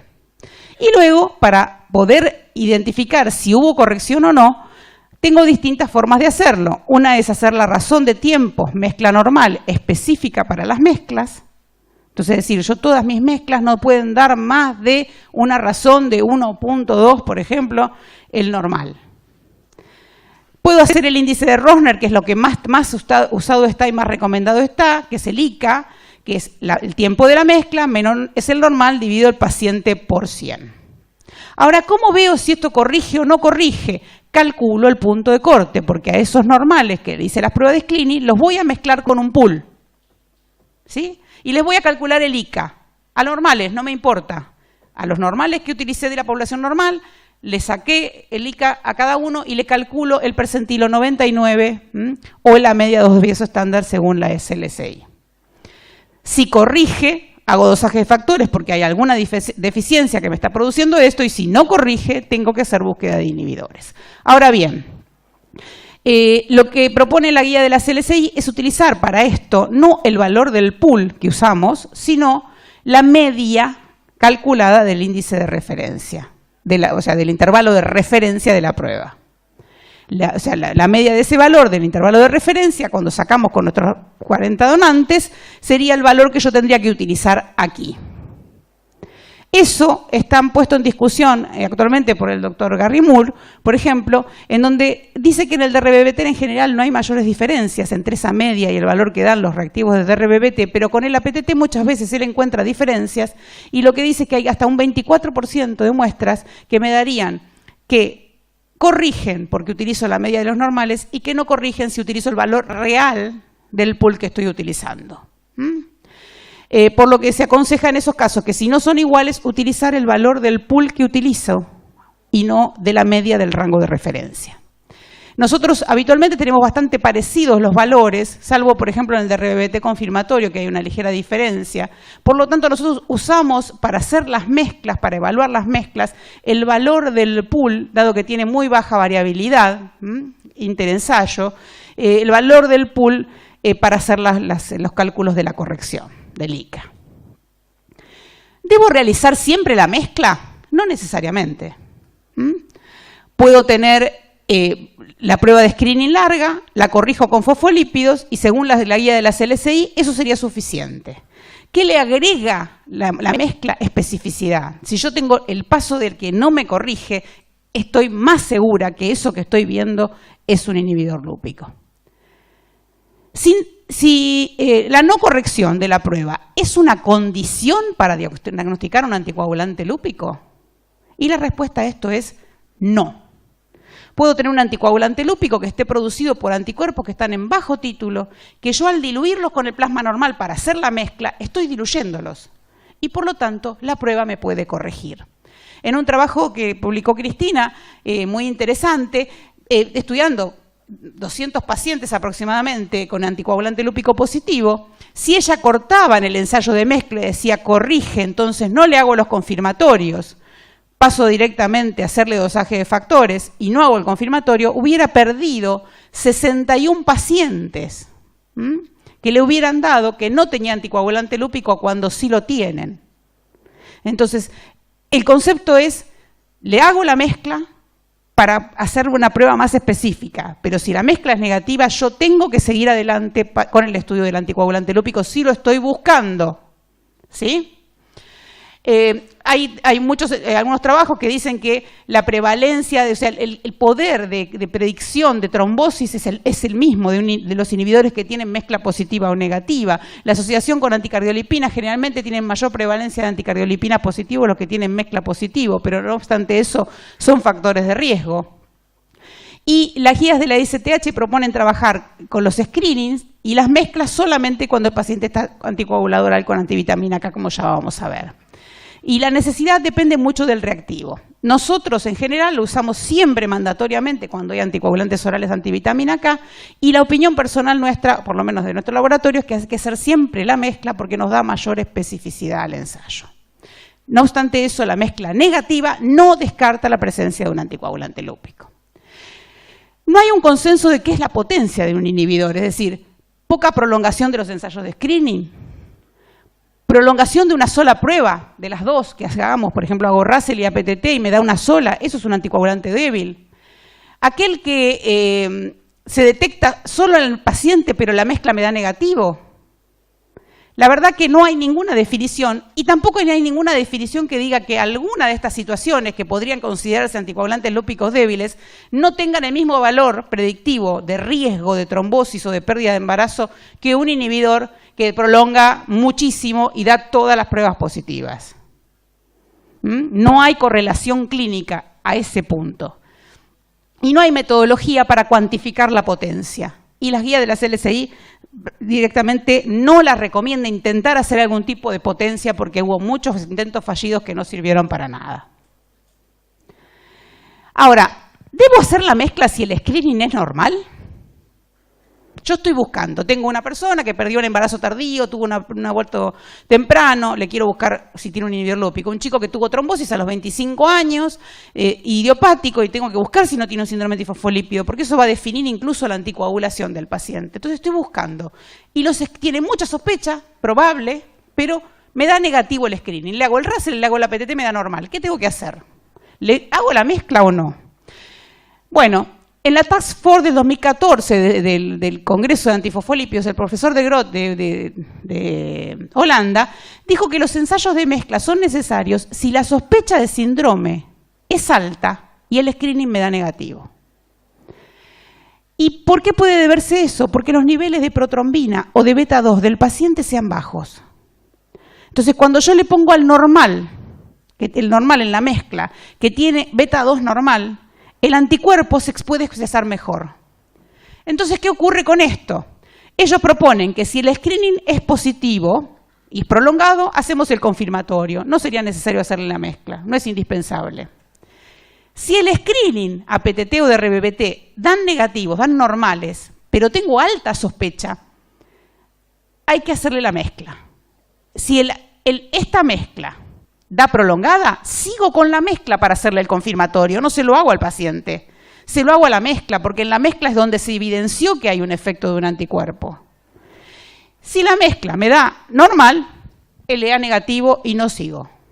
No le hago confirmatorio, no le hago nada. En cuanto a los confirmatorios, pueden ser fosfolípidos bicapa, que son los que utilizan la mayor parte de los reactivos comerciales en el DRBBT. Y había un test de neutralización con plaquetas haciendo un pool de plaquetas lavado. Las plaquetas se lavan, se congelan, se descongelan para que expongan los fosfolípidos, que hemos utilizado durante muchísimo tiempo y que se utilizan en algunos hospitales o en algunos lugares donde no tienen posibilidades. Bueno, esto no está recomendado porque tiene falta de estandarización. Las LSI no recomienda ni desaconseja a ninguno. Incluso describe cómo se hace la técnica del PNP, pero lo que dice, o sea, de plaquetas lisadas, pero hay que establecer y validar y controlar lote por lote de preparación. ¿Sí? O sea, no prohíbe nada, pero es más restrictivo en ese sentido. Y en la PTT tenemos la posibilidad de que, además de que en bicapas, como es por ejemplo el Silica Clotting Time, que tiene fosfolípidos concentrados en bicapa, fosfolípidos hexagonales, como es el Staclot LA, que es una prueba de APTT con fosfolípidos hexagonales. ¿Cómo hacemos el criterio de corrección de un confirmatorio? Hacemos el porcentaje de corrección, que es la razón paciente sobre normal screen menos paciente sobre normal confirm por 100, dividido con lo que daba el screen. O hago la razón normatizada, la razón paciente normal screen sobre paciente normal confirm. Y acá sí utilizo la media del valor que tienen el rango de referencia, que sacamos nosotros mismos. Las LSI proponen en primera línea hacer el screening y si es prolongado hacer el confirmatorio. Y las remezclas las reserva solamente para determinados casos.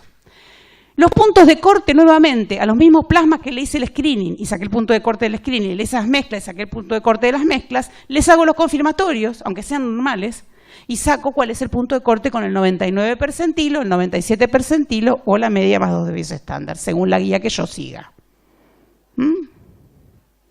Ahora bien, es muy clara la guía de las LSI que tengo que hacer con esto, que es, con estas pruebas tengo que hacer siempre un EP15, para hacer una precisión total, tengo que hacer repetitividad, tengo que hacer el rango normal, por lo menos si utilizo el de fabricante, tengo que confirmarlo con 20 plasmas y si no, sacarlo con 40.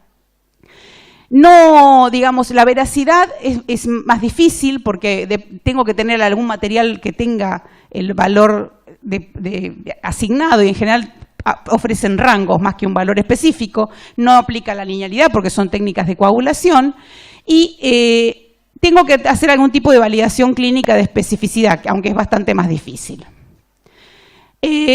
Tenemos que largar controles de calidad interno, siempre con material positivo y negativo. Si son comerciales, tienen algún tipo de valor asignado. Y si yo quiero para la precisión nada más casera, verificarlo con pools preparados caseros que están congelados, lo podría llegar a hacer. Pero tengo que hacer algún tipo de control comercial, aunque sea esporádicamente, no todos los días, por el costo, para poder confirmar que estamos trabajando correctamente. En esto, generalmente, lo que tratamos de hacer es utilizar pures caseros que tengan niveles cercanos a los puntos de corte, no esos positivos que tienen el doble o el triple del valor de referencia. Y se cree que podrían tener importancia utilizar programas de calidad externos, ¿sí? Para ver si lo que dice la gente que es otros usuarios dicen que es positivo y si es negativo es negativo. Las recomendaciones generales que utiliza es no estudiar a los pacientes en la fase aguda.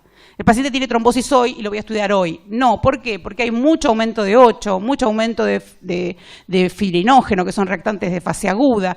Y además puede haber proteína C reactiva en aumento en la fase aguda, que ya vamos a ver que produce interferencias. Cuando se estudia un embarazo, siempre hay que tener en cuenta que no es un estado normal, porque el 8 en la embarazada es mucho más alto y el fibrinógeno también. Y la guía de las LSI reconoce efectos inhibitorios no anticoagulante lúpico, pero que interfieren en el caso de proteína C reactiva aumentados.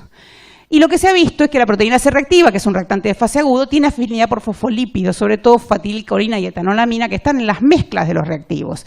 Y lo que ven en los ensayos, por ejemplo, es que en los Russell hay una ligera prolongación, pero en el APTT se ve mucho más marcado, con el aumento a concentraciones muy altas de PCR. Y el APTT con cíclica es más sensible que los que tienen caulín o ácido elágico.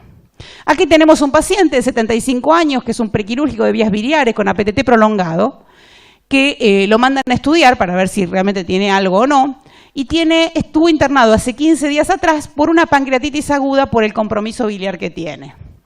Fíjense que nos daba en realidad un APTT largo del paciente, 46 segundos, que no corregía con plasma normal, un tiempo de sílica largo, que tampoco corrigió con plasma normal, y que con el confirmatorio nos dan el punto de corte. O sea, esto es un inhibidor lúpico negativo, pero que tiene un efecto de interferencia, es claro, ¿sí? Le hicimos los dosajes de factores que dieron todos normales, no me afectó el dosaje de factores, y la PCR daba 238 miligramos por litro, que es un valor muy aumentado. Este paciente puede ir a cirugía porque no va a sangrar, tiene un inhibidor de interferencia que está producido por la interferencia in vitro de la proteína C reactiva en las reacciones de coagulación, pero no tiene un 8 súper alto, no tiene ninguna característica por la cual se tenga que prohibir la cirugía. En cuanto a utilizar el rango de referencia que aporta el fabricante o no, las guías de la ISTH dicen que no, que cada uno tiene que sacar sus puntos de corte. La guía de la CLSI se lo puedo verificar con 20 normales, pero lo que se ha visto en este estudio multicéntrico, fíjense que los puntos de corte en los laboratorios que utilizaban el mismo tipo de reactivo y de instrumento pueden llegar a ser muy distintos. Entonces, que localmente, y estos laboratorios con puntos de corte distintos, clasificaron correctamente las muestras que eran positivas, negativas, incluso positivas con poca prolongación. Entonces, cada instrumento puede tener una performance diferente porque estamos midiendo un dato crudo. Es como si yo quisiera comparar las glucemias en absorbancia entre un equipo y otro. Esto es lo mismo, es dato crudo, no lo puedo calibrar. Mi equipo mide esto, y aunque con el mismo frasquito de reactivo vaya al equipo de al lado, puede darme 2 segundos de diferencia, y esos 2 segundos en un punto de corte pueden ser cruciales. Bueno, en cuanto la CLSI permite transferir, y si no me da, si tengo más de 2 en los 20 que están fuera del rango, tengo que calcularlo yo. En cuanto a las drogas, las antivitamina K, las guías de la ISTH dicen, perdón, estoy haciendo pavadas con esto. Las guías de la ISTH dicen, si tengo un RIN menor de 1,5, trabajar con la muestra directamente. Si tengo un RIN mayor de 1,5 hasta 3, hago la mezcla y trabajo con la mezcla como si fuera la muestra del paciente. Desaconseja estudiar con RIN mayor de 3. El mismo consejo da la guía británica. Si es a partir de 1,5 hago la mezcla, no tiene límite superior. Dice, cualquier anticoagulado que tenga más de 1,5 hago la mezcla. La heparina no fraccionada en la estaba desaconsejada y no había mucha información ni de heparina de bajo peso ni de anti-10 en la guía. Actualmente se sabe que, bueno, cuando tenemos un paciente anticoagulado oral con antivitamina K, por ejemplo, el DRBBT da muy largo, acá ven que corrige con plasma normal. Cuando hacemos el confirmatorio de nos da 52 segundos, que si uno hiciera la razón normatizada, nos da 1,52, pero el paciente tiene más de 3 de RIN. Entonces, es muy espurio el dato, porque prolonga mucho, porque el Russell es muy sensible a la anticoagulación antivitamina K. Entonces, ¿qué hacemos? Trabajamos con la mezcla, que la mezcla ya daba normal. Y que cuando lo hago el confirmatorio, por supuesto, me da recontra normal. Esto es negativo, ¿sí? Y si yo hiciera solo el paciente en el Russell Screen Confirm, la razón normatizada me da positiva, cuando no es cierto. En este caso, ¿qué es lo que hace uno? Le pone que da negativo, pero dado que tiene más de 3 de RIN, se sugiere repetir una vez que suspenda la anticoagulación. En general no es una prueba, en este caso, cuando está anticoagulado, una prueba que vaya a cambiar nada, no hay que estudiarlo, no hay apuro, el médico es ansioso, pero no hay apuro, es para definir si tiene un síndrome antifosfolípido, entonces, bueno, lo anticoagulo 1 año en vez de 6 meses. Bueno, esas cosas las puede definir cuando suspendió, le suspende claramente 15 días, le hace los estudios y ahí toma la decisión si reinicia o no. Pero no tiene por qué hacerla cuando el paciente está anticoagulado. Es necesario trabajar con la mezcla para evitar la mala interpretación, aún reconociendo que al diluir a la mitad los anticuerpos responsables del anticoagulante lúpico podría tener algún tipo de falsos negativos, pero en ese caso hay que repetirlo, si hay sospecha clínica. ¿Qué pasa con los anticoagulantes directos, dabigatran, rivaroxaban? Por lo que ven, tenemos pruebas de screening prolongadas en casi todos los, salvo en el rivaroxaban, por ejemplo, en enoxaparina, en dabigatran, el APTT da largo, el Russell da largo con todos, en distinto porcentaje, y hay un alto porcentaje de pruebas incluso confirmatorias que dan positivas. Otra vez hice lo mismo. Hay un trabajo recientemente publicado en donde estudiaron dabigatran, rivaroxaban y apixaban, y como ven hay un porcentaje no desechable de muestras que dan francamente positivas y algunas que dan en zona gris.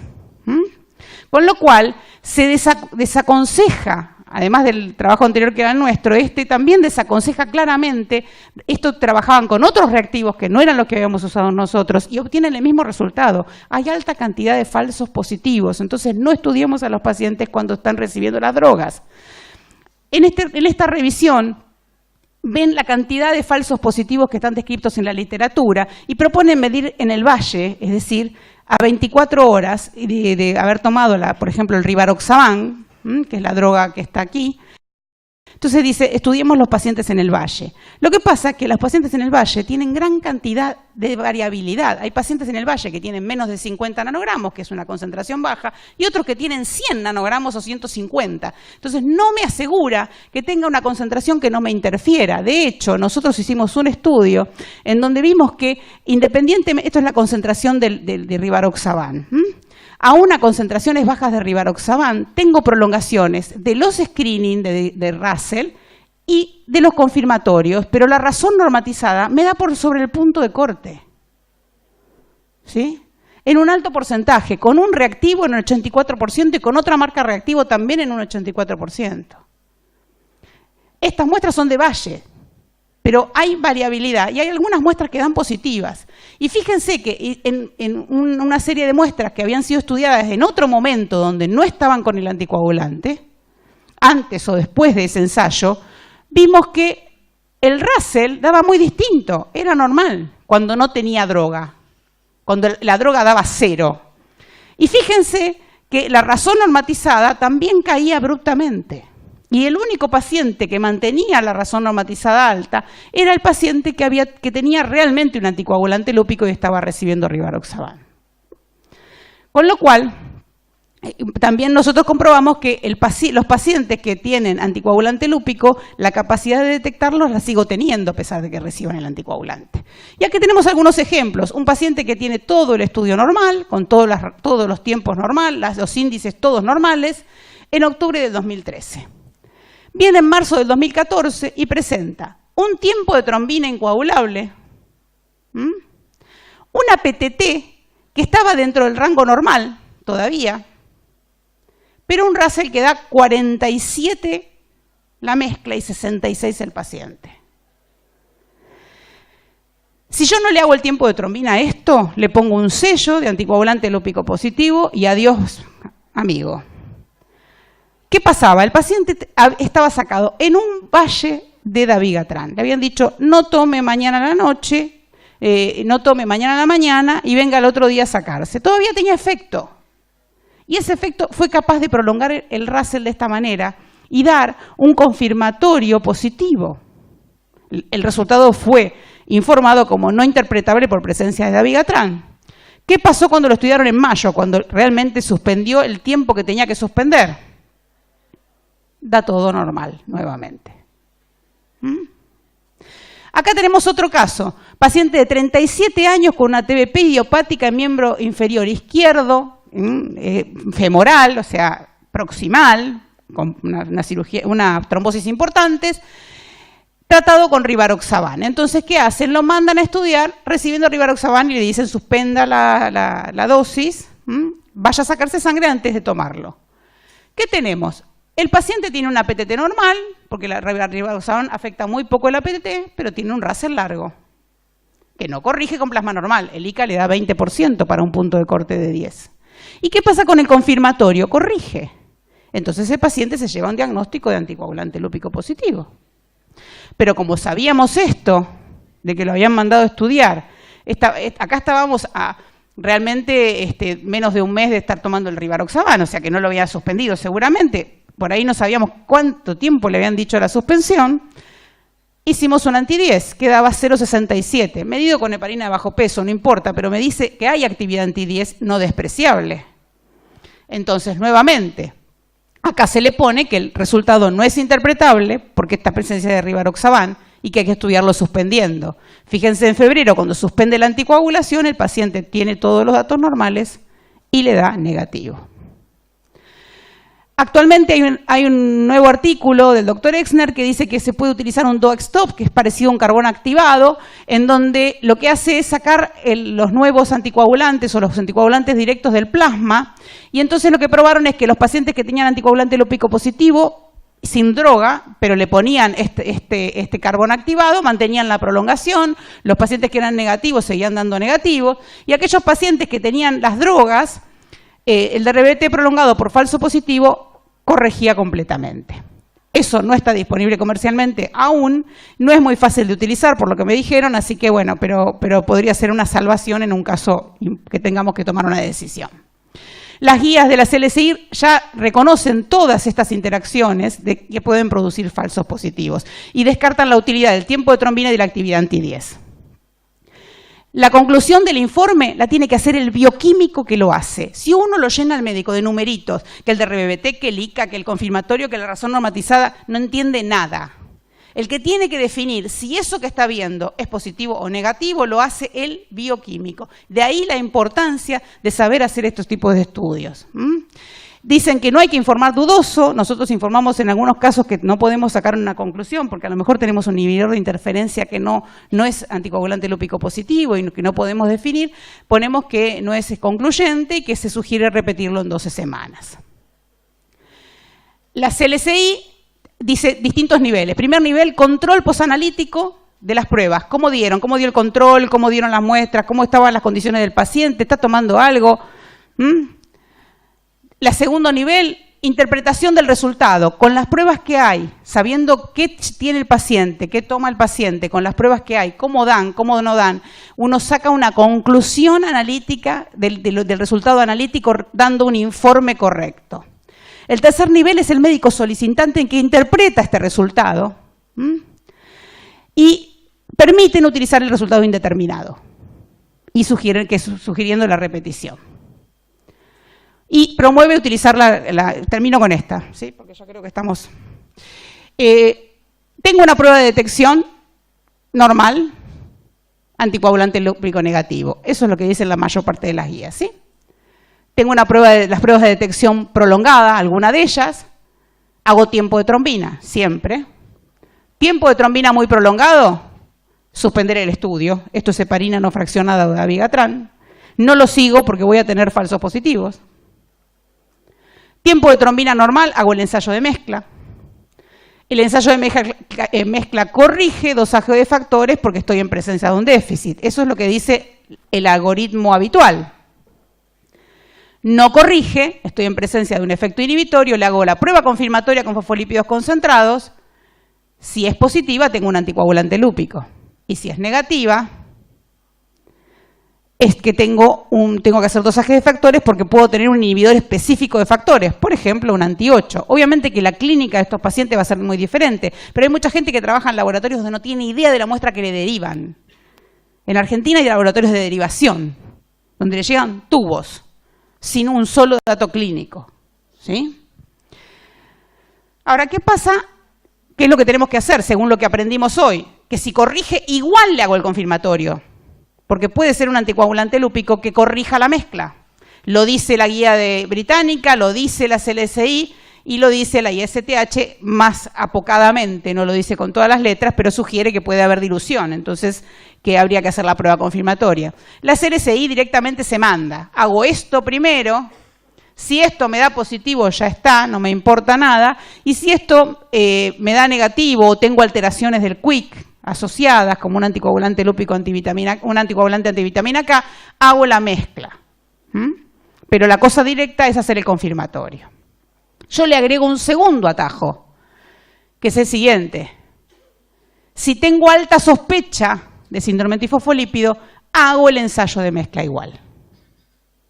Porque puedo tener un efecto cofactor porque tenía baja beta 2 o baja protrombina y la prueba de screening darme todavía dentro del rango normal. Generalmente dan cercanas al límite superior del rango normal, y la mezcla de armas prolongadas. Y con este ejemplo, tengo una paciente, no, este lo voy a pasar, perdón, voy a poner este que es más claro. Tengo un paciente que tiene síndrome febril prolongado, ingresa en enero del 2018, tiene erisipelas a repetición, cultivos negativos, se interna por esto, marcadores de autoinmunidad todo negativo, FAN, anti-DNA, bueno, los distintos autoanticuerpos, solo tiene complemento bajo. ¿Qué hacen? No le encuentran nada, le dan corticoide. Vamos a ir agua bendita. El corticoide que hace maravillas. Este es el estudio cuando ingresa la paciente. La paciente tiene un APTT largo, que no corrige con plasma normal, pero da un efecto cofactor. Fíjense que la mezcla da más larga que el paciente. Tiene un Russell largo, que no corrige con plasma normal. Y tiene un estudio de anticoagulante lúpico positivo con una anticardiolipina IgG positiva y una anti-beta-2 IgM levemente positiva. O sea, en el contexto de este evento autoinmune que está haciendo que no se puede catalogar, no tiene nombre y apellido, por ahora es un huérfano, pero tiene una enfermedad autoinmune que se está evidenciando, no sabemos si como un parafenómeno, paraneoplásico o lo que fuere, pero se está evidenciando, da un anticoagulante lúpico positivo. Le dan corticoides y en el mes de marzo la mandan a estudiar por ambulatorio. La señora está bastante mejor. ¿Qué hacemos acá? Hacemos las pruebas de screening. Tiene APTT normal, tiempo de sílica normal, Russell normal, anticoagulante lúpico negativo.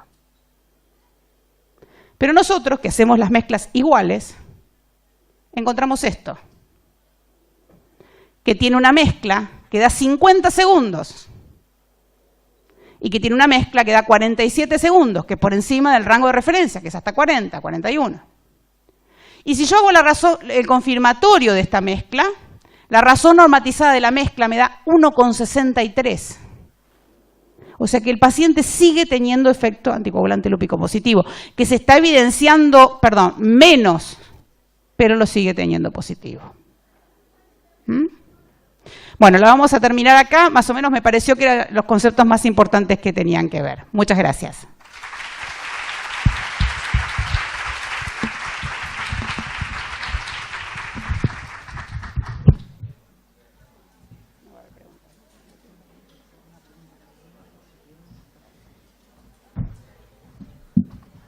Bueno, muchas gracias, Marta. ¿Alguna pregunta en el auditorio? Bueno, por cuestiones de tiempo voy a hacerles una pregunta a cada una de las disertantes. A Cristina, preguntarle cuál sería la recomendación para aquellos laboratorios de emergencias que pueden en algún momento recibir una muestra de un paciente con sospecha de hemofilia adquirida, que no siempre todos los laboratorios de emergencias tienen disponible todas las determinaciones. ¿Qué es lo que vos podrías recomendar? Bueno, suponete que tengas tiempo de protrombina y APTT. Si vos tenés el APTT largo, que tenés una nueva muestra, te vuelve a dar largo, tratar de ver la clínica del paciente, si es un paciente que no sangró, que no tiene historia clínica de sangrado y que tiene hematomas en ese momento, y poder hacer las pruebas de corrección que cualquier laboratorio de urgencia la puede hacer, si no es con un pool normal, con algún normal, o aunque sea con un calibrador reconstituido, la pueden hacer. Ya con eso te darías una idea, aunque no puedas hacer el dosaje de factores, que tenés un APTT largo que no corrige, y hacer la incubación en un baño es un baño a 37 grados. Entonces, tiene efecto temperatura y tiempo de dependencia, aunque no puedas dosar los factores, ya con esas 3 determinaciones podés darte una idea de que puede llegar a tener o alertar que es un posible inhibidor de factor 8. De los inhibidores específicos de factores, el único que muestra temperatura y dependencia es el 8. Muchas gracias, Cristina. Marta, la pregunta es si hay algún registro a nivel nacional de la frecuencia de anticoagulante lúpico, cuál es la experiencia en su centro y si tienen detección de anticoagulante lúpico en pacientes sin SAF y han visto alguna asociación con otra entidad. Bueno, esperemos que no era una pregunta corta. No hay registros nacionales. Es muy variable según probablemente el centro donde se realiza, porque también tiene que ver con el tipo de pacientes que uno recibe. Nosotros tenemos una prevalencia bastante alta. ¿Por qué? Porque algunos pacientes vienen dirigidos para ser estudiados por nosotros, para desempatar un resultado positivo o negativo, porque directamente el médico nos conoce y nos manda el paciente. Tenemos también mucho paciente institucional que da positivo sin manifestación clínica porque son añosos. Entonces, es el señor que se va a operar de la catarata y que va y tiene un 60 APTT. Y entonces el médico dice, no, tiene un anticoagulante lúpico, nada. no tiene ninguna manifestación clínica. Algunos incluso que por alguna droga, dihidrotiazida, hemos visto, por ejemplo, lupus asociado, lupus adquirido por dihidrotiazidas con un anticoagulante lúpico positivo transitorio cuando suspendió la droga. Hay muchas circunstancias, pero la prevalencia, yo te diría que uno tiene que desconfiar si tiene más de un 20% de todos los pacientes estudiados que te dan anticoagulante lúpico positivo, por más que esté dirigido. Ustedes me dicen, yo trabajo en un centro de fertilidad que solamente estudia a las pacientes que perdieron embarazo. No encontrás más de 20-25%. Nunca. Si yo tengo que el 50% o el 60% de todos mis estudios son positivos, tengo que desconfiar y revisar mis procesos analíticos. Claramente. Bueno, muchas gracias, Cristina y Marta, por su participación.